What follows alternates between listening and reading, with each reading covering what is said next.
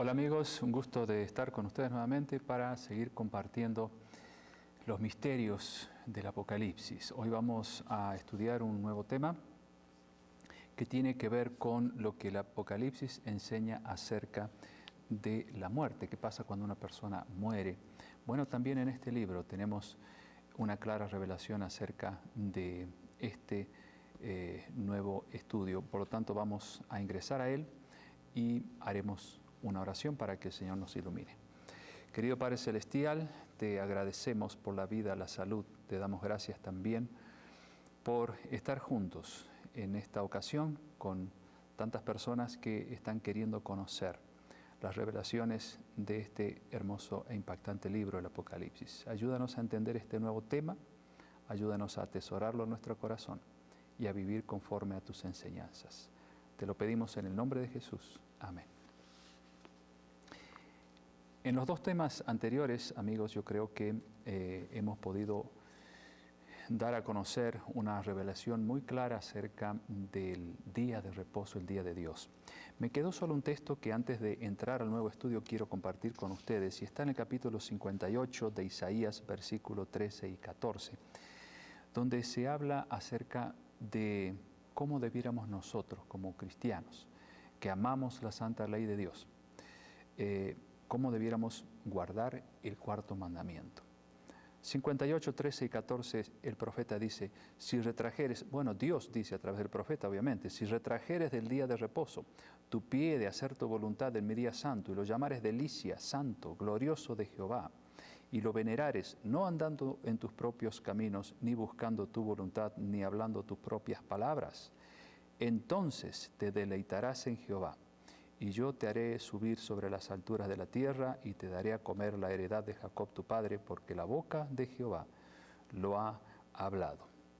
Fíjense qué interesante cómo Dios quiere que nosotros consideremos ese día. No un día pesado, no un día de inactividad total, sino de mucha actividad espiritual, de mucha actividad dedicada al prójimo, es decir, ayudar al prójimo, orar por el prójimo, anunciar el evangelio al prójimo. Es lo que Jesús hacía en sábado y también los discípulos. Y aquí dice que lo debemos llamar a este día delicia, santo, glorioso, a tal punto que lo debemos venerar, no andando en nuestros caminos propios, es decir, los caminos en los cuales andamos en los 6 días restantes de la semana, ni hablando tus propias palabras. Entonces, dice, te deleitarás en Jehová. Por lo tanto, el mandamiento del sábado, amigos, es un mandamiento que produce deleite en nuestro corazón cuando lo observamos de la manera en que Dios quiere que lo observemos, así como hemos leído. Bueno, un texto que no había mencionado en la lección anterior y quería dejárselos para que ustedes vean que realmente no solo el sábado es un mandamiento de delicia, sino todos los mandamientos de Dios, porque quienes aman a Dios, como resultado, obedecen a la santa ley de Dios y a todos sus principios y viven con alegría, sabiendo que están andando en los caminos que los conducen a la verdadera felicidad. Vamos entonces al tema de hoy, Apocalipsis 1:18. Abramos nuestro libro de estudio, capítulo 1, verso 18. Jesús está hablando allí y dice, y el que vivo y estuve muerto, mas he aquí que vivo por los siglos de los siglos, amén, y tengo las llaves de la muerte y del Hades, ¿qué quiere decir? Sepulcro. Es decir, ¿quién tiene las llaves de la muerte y del sepulcro? Jesús. Aquí vemos que realmente Él es el que puede dar la vida o no darla. Finalmente es el que decide salvarnos o no, pero no de acuerdo a su decisión final, sino de acuerdo a la decisión que nosotros tomamos. Porque Él espera darnos la vida eterna, darnos la resurrección si tuviéramos que morir antes de la segunda venida de Él a esta tierra. Si es que le hemos entregado el corazón. Él entonces abre la puerta de la vida eterna porque nosotros le hemos entregado el corazón. O la puede cerrar si es que nuestro corazón se ha cerrado para Él. ¿Queda claro? Vamos entonces a otro texto que está en Génesis 2. Vamos a saltar del Apocalipsis, el último libro, al primero de la Biblia, Génesis 2. Porque allí encontraremos una explicación acerca de lo que pasa cuando una persona muere, que es la muerte de la cual Jesús habla aquí en el Apocalipsis. ¿Qué es? Génesis capítulo 2 y el versículo 7. Para entender lo que pasa cuando una persona muere, amigos, debemos entender entonces cómo se forma la vida. Génesis 2:7 dice: entonces Jehová Dios formó al hombre del polvo de la tierra y sopló en su nariz aliento de vida, y fue el hombre un ser viviente. Aquí está la clave para entender el misterio de la muerte, porque se habla de diferentes cosas acerca de la muerte. Se dice que hay vida inmediatamente después de la muerte, se dice que hay un estado intermedio después que la persona muere. La Iglesia de Roma ha enseñado por muchos siglos de que existe el purgatorio, que existe el limbo para los niños, y bueno, hay una serie de aspectos que tienen que ver con la muerte y muchas veces no tienen esos aspectos el fundamento de la palabra de Dios para darles el sello de que eso es verdad. Por eso es bueno entender el estado de los muertos a la luz de la Biblia y no guiarnos por lo que por ahí nos dicen acerca de lo que pasa cuando una persona muere. Aquí Génesis dice clarito que cuando Dios forma al hombre del polvo de la tierra, sopla en su nariz aliento de vida, en otras Biblias dice espíritu de vida, es lo mismo, el aliento, y fue el hombre un ser viviente. O sea, está el cuerpo ahí de barro que hizo Dios, quien luego sería Adán en vida. Una vez que está formado ese hombre, para que pueda funcionar ese hombre, tenga vida, entonces Dios le aplica aliento de vida. Y entonces aquella cosa sin vida llega a ser un alma viviente o ser viviente.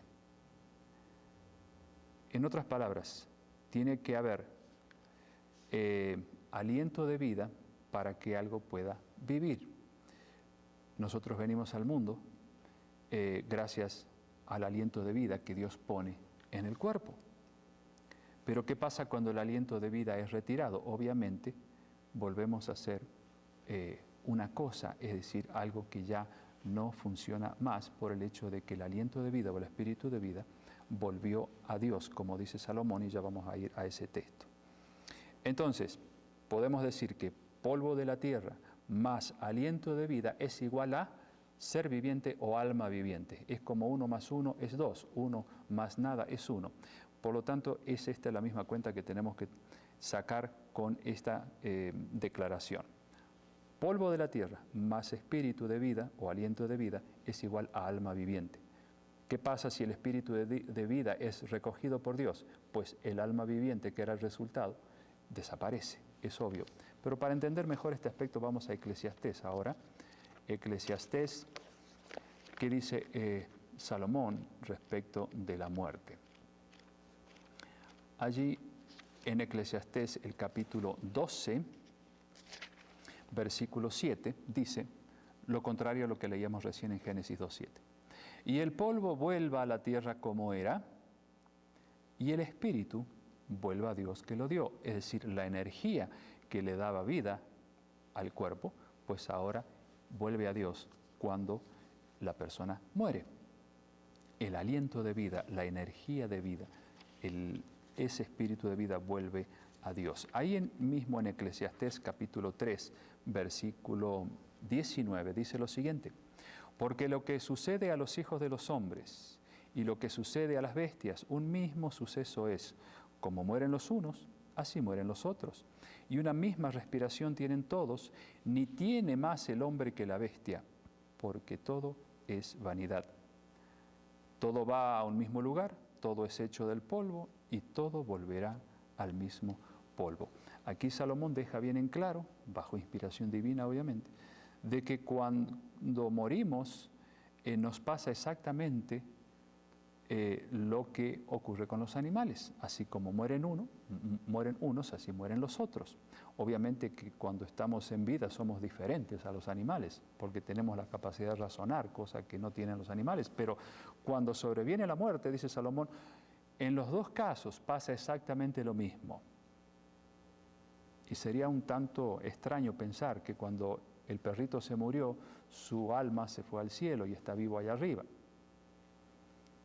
Bueno, pues de la misma manera debemos pensar con el ser humano. Como muere el ser humano, así mueren los animales. No va el alma de los animales a ninguna parte, tampoco va el alma del ser humano a ninguna parte, porque alma, vuelvo a Génesis 2:7, es el resultado de la suma de polvo más espíritu de vida.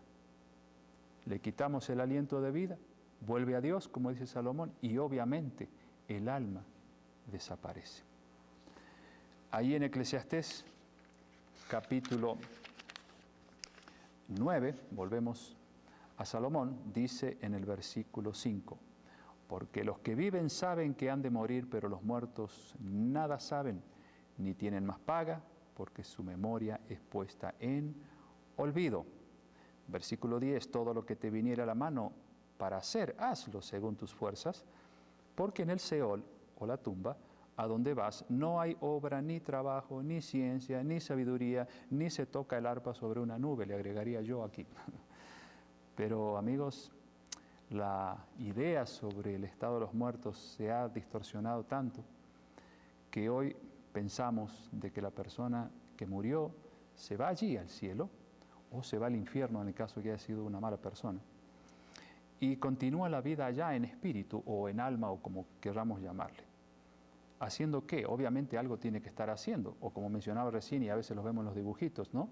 Que la persona que se fue al cielo está allí una túnica blanca, un halo en su cabeza y tocando el arpa arriba de la nube. Pareciera que esa es la única actividad que por la eternidad hacen los salvados. Una distorsión de lo que realmente la Biblia dice acerca de lo que vamos a hacer en la eternidad, no solo tocar el arpa, sino hacer miles y miles de otras actividades. Pero bueno, dejemos eso a un lado. Lo que quiero decir es que no hay ciencia, como dice Salomón aquí, ni trabajo, ni obra, ni nada, ni sabiduría, porque se vive en un estado de total inconsciencia, como en otras partes también de la Biblia menciona. Pero sigamos analizando otros textos porque yo creo que estamos en la orilla del estudio y tenemos que adentrarnos más para entender a fondo qué pasa cuando la persona muere, pues tenemos que estudiar también el concepto del alma. Vamos a Ezequiel capítulo 18, versículo 4, para saber qué es lo que Dios nos enseña acerca del alma. Dice así, he aquí que todas las almas son mías, como el alma del Padre, así el alma del Hijo es mía, el alma que pecare, esa morirá. De acuerdo a esta enseñanza de Dios, amigos, si yo les preguntara, ¿es el alma mortal o inmortal? ¿Qué responderían ustedes? Pues, si son sinceros con Dios, obviamente responderían, el alma es mortal, porque Dios aquí lo dice. El alma que pecare morirá, es decir, todos somos pecadores, y por lo tanto, a la larga, tenemos que morir. Como dijo San Pablo, la paga del pecado es muerte. Por lo tanto, aquí tenemos claramente el concepto de que alma, como dijimos al principio, resultado de la unión del cuerpo más el aliento de vida,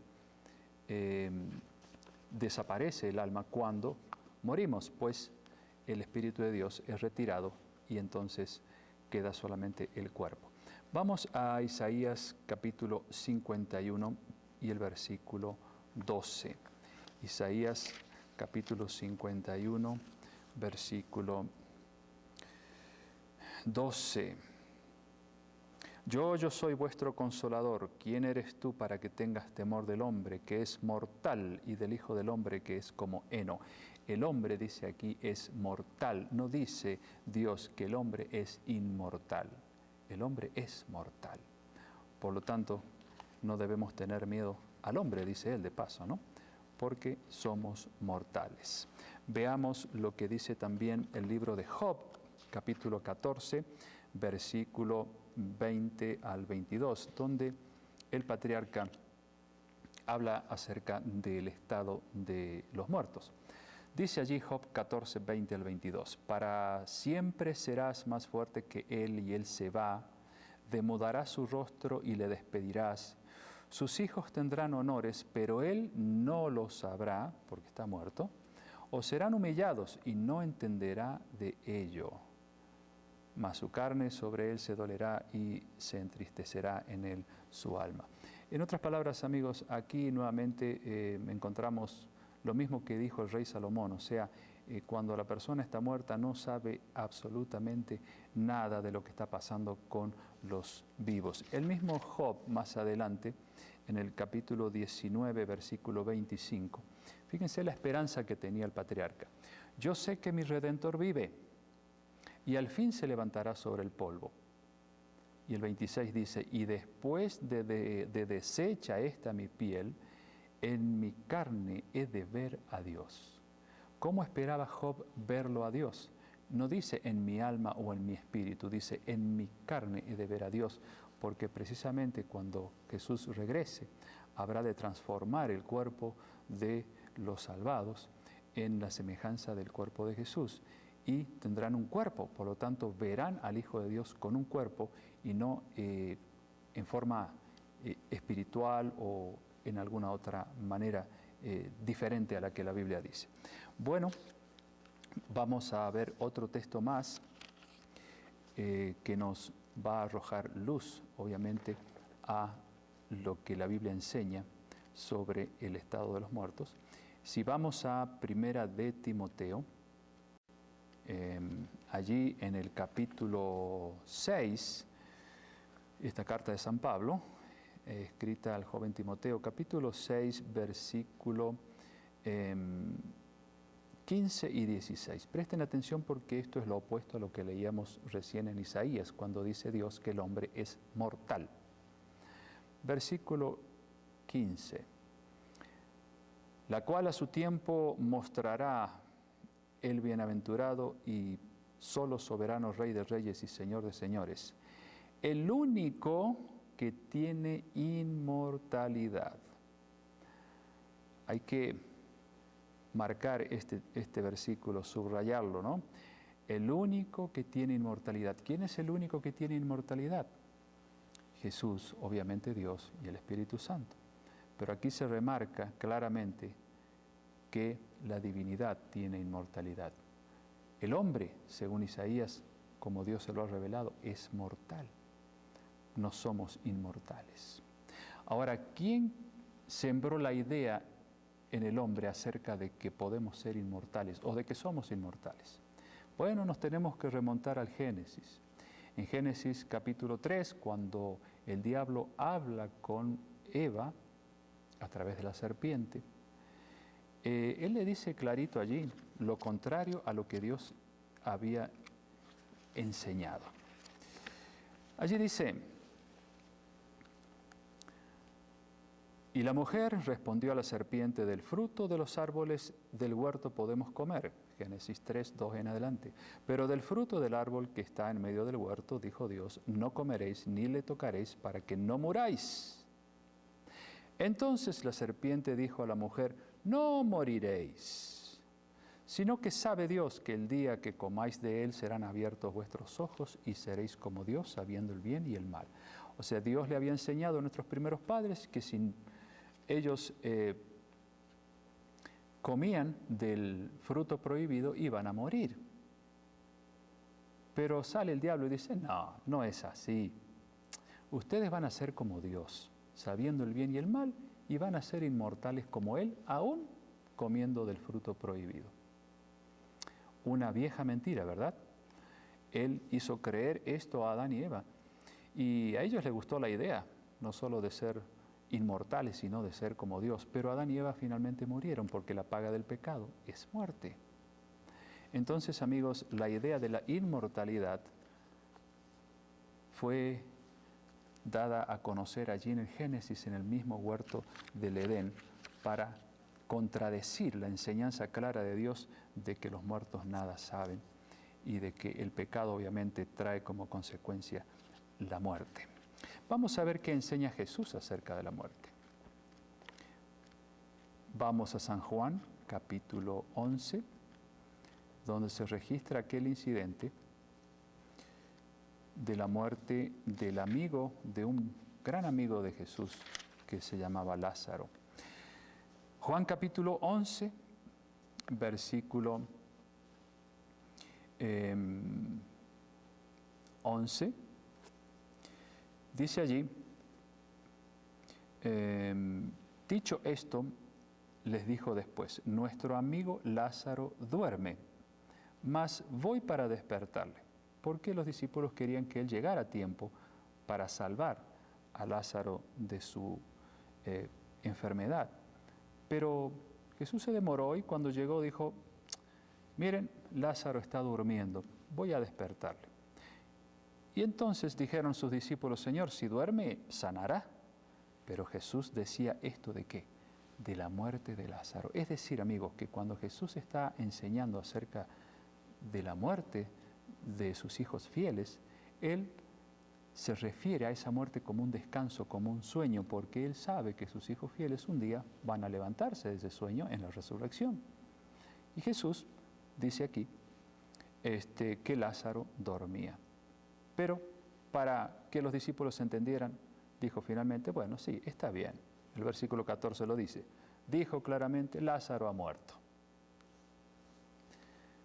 Ahora, ¿qué pasó después? Obviamente Jesús lo resucita y Lázaro vuelve a la vida como un adelanto del premio que Jesús le va a dar a todos los que han sido fieles a Él. Entonces, ¿a qué compara Jesús la muerte?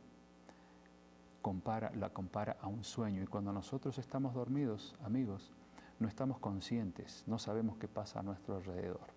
Así pasa cuando una persona muere, tal como el rey Salomón y como Job y tantos otros hombres de Dios dijeron claramente qué es lo que pasa cuando estamos en ese estado de inconsciencia. Dormimos hasta el día en que Jesús regrese otra vez.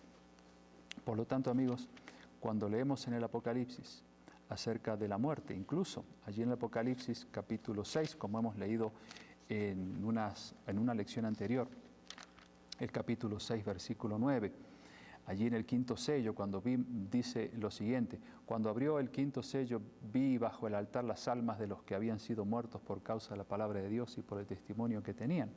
Allí no se está hablando de personas que están viviendo, porque ya hemos visto que el alma es mortal. El alma es la unión del cuerpo más el aliento de vida. Y como dice Ezequiel, Dios a través de Ezequiel, el alma que pecare morirá.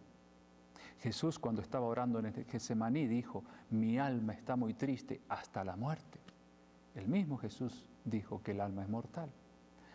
Y cuando leemos aquí en el quinto sello, tema que ya hemos estudiado anteriormente, las almas de los que habían sido muertos por causa de la palabra de Dios. Y clamaban estas almas, dice el 10, diciendo, ¿hasta cuándo, Señor santo y verdadero, nos juzgas y venga nuestra sangre en los que moran en la tierra? Si tomamos estos versículos en forma literal, vamos a caer en el error de creer en la inmortalidad del alma. En realidad estas almas aquí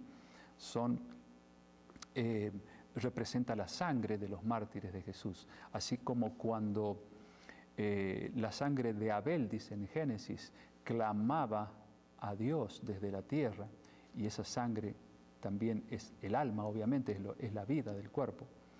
En realidad aquí ocurre lo mismo. La sangre, simbolizada por la palabra alma aquí, o representada por la palabra alma, está clamando a Dios, como clamaba la sangre de Abel por venganza por lo que había hecho Caín con él. Aquí también entonces tenemos el mismo simbolismo. Ellos claman, no claman las almas vivientes en otro lugar del universo, porque en realidad el alma es mortal, sino que es la sangre de ellos la que clama por venganza. Bueno, vamos a otro texto que se encuentra en Hechos de los Apóstoles, capítulo 2, versículo 34. Hechos 2, 34, cuando se habla acerca del rey David. ¿Dónde está el rey David? Entonces allí dice, porque David no subió a los cielos, porque él mismo dice, dijo el Señor a mi Señor, siéntate a mi diestra hasta que ponga a tus enemigos por estrado de tus pies. Repito lo que dice el versículo 34, porque David no subió a los cielos, porque obviamente David no era inmortal. No solamente él no subió a los cielos, hay una serie de personajes que se mencionan aquí en Hebreos capítulo 11, personajes del Antiguo Testamento que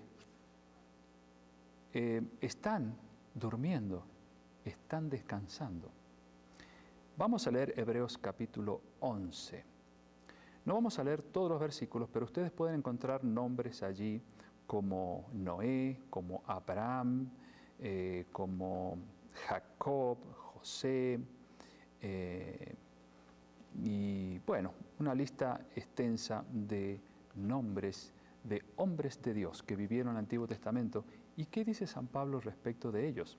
11, versículo 13 de Hebreos, dice: conforme a la fe murieron todos estos, sin haber recibido lo prometido, sino mirándolo de lejos y creyéndolo y saludándolo y confesando que eran extranjeros y peregrinos sobre la tierra. En otras palabras, amigos, aquí lo que San Pablo dice, que toda esta gente, aunque fueron muy fieles a Dios, no recibieron lo prometido. ¿Qué es lo prometido para los hijos de Dios de todas las épocas? Obviamente la vida eterna. Pero ellos dicen que no recibieron lo prometido. Por lo tanto, no están en el cielo, como David, que no subió a los cielos. ¿Por qué razón no recibieron la vida eterna todavía? Versículo 39 del mismo capítulo 11. Y todos estos, aunque alcanzaron buen testimonio mediante la fe, no recibieron lo prometido, proveyendo Dios alguna cosa mejor para nosotros, para que no fuesen ellos perfeccionados aparte de nosotros. Nadie que no haya sido perfeccionado en su cuerpo puede entrar al cielo, amigos. Y ellos no fueron perfeccionados por más fieles que fueron a Dios.